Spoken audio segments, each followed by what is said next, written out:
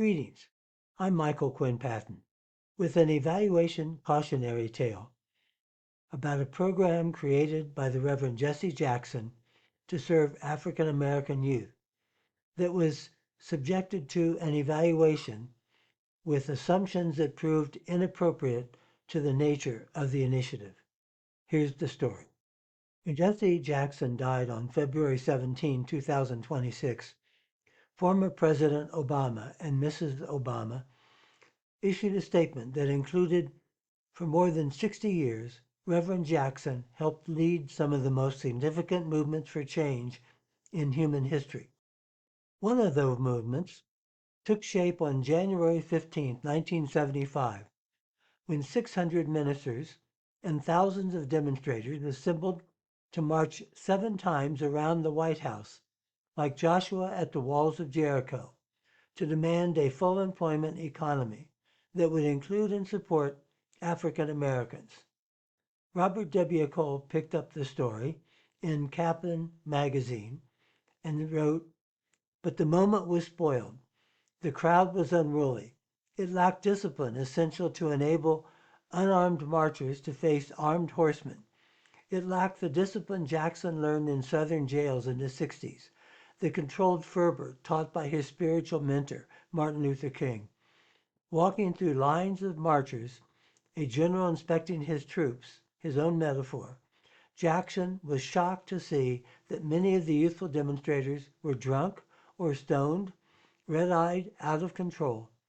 And Jackson is, above all, in control of himself at all times.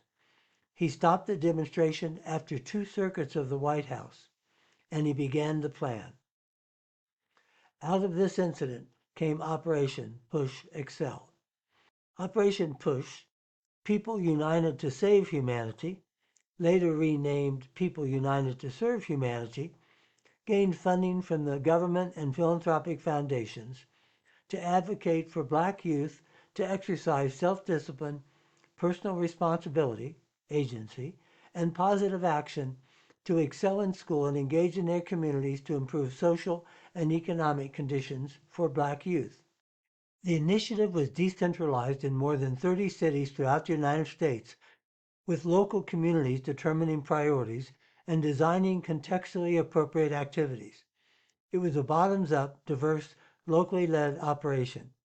In reviewing the program, distinguished evaluator Ernest House wrote, quote, "Jackson's idea of a program was something like what Baptist preachers mean when they say they have a program for their church, by which they mean a set of locally originated activities particular to the setting itself, not organized in a highly sequential manner." Close quote. Because federal funding was involved, an independent external evaluation was commissioned. Ernest House wrote a book about both the program and that evaluation. In the introduction to that book, he said, "In this book, I attempt to describe the events and analyze why they occurred. As one might expect, the events are complex, convoluted, and are not simple to grasp. They form a classic case of racial politics American style, a drama of misunderstandings and mistrust, of accusations and suspicions, of good intentions turned sour, of soaring aspirations, and of equally deep disillusionment." Considerable effort was spent documenting activities on each site.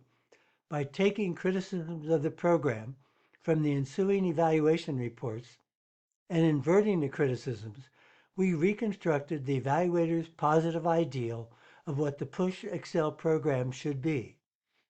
The program should be a coordinated, sequential set of standard activities, with each activity tied to specific outcomes and each activity repeated and sustained.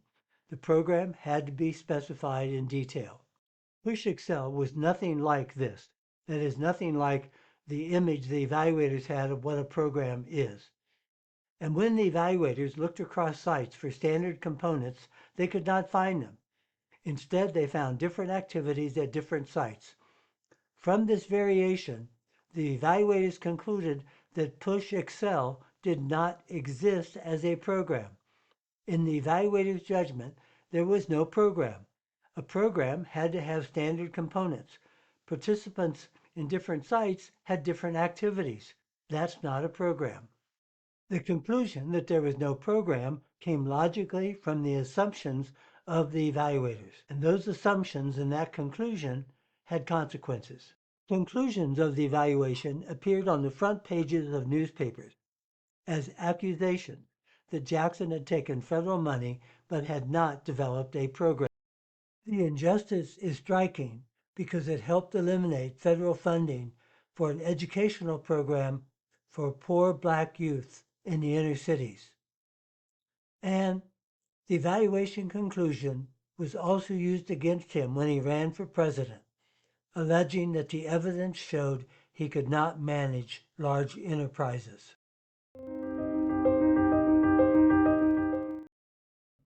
First was Jackson's persona and personality did prove a liability. Second, school officials were resistant to change, even intransigent. And third, federal governmental bureaucratic interference included imposition of an inappropriate evaluation framework. And finally, overt and covert racism. Ernest House concludes in his review that when an evaluation goes awry, it is worse than no evaluation at all. And the Push Excel evaluation was an evaluation gone awry. This extraordinary work of scholarship, investigative reporting. The book is Jesse Jackson and the Politics of Charisma, The Rise and Fall of the Push Excel Program. It's actually a page turner and still available in used book vendors' sites. Jesse Jackson was clearly a man of principles, and the Push Excel program was based upon principles. So an appropriate evaluation approach would have been principles-focused evaluation. Let me explain. Instead of imposing a standardized framework top-down on the operation Push Excel, a principles-focused evaluation approach would use the overarching principles guiding the initiative to look at how they were used locally, how they were adhered to, what resulted from that adherence, and what the meaning of the principles was to those who were using them. This would match the evaluation to the nature of the initiative. The initiative was principles driven and deserved a principles focused evaluation approach. And that is our cautionary tale.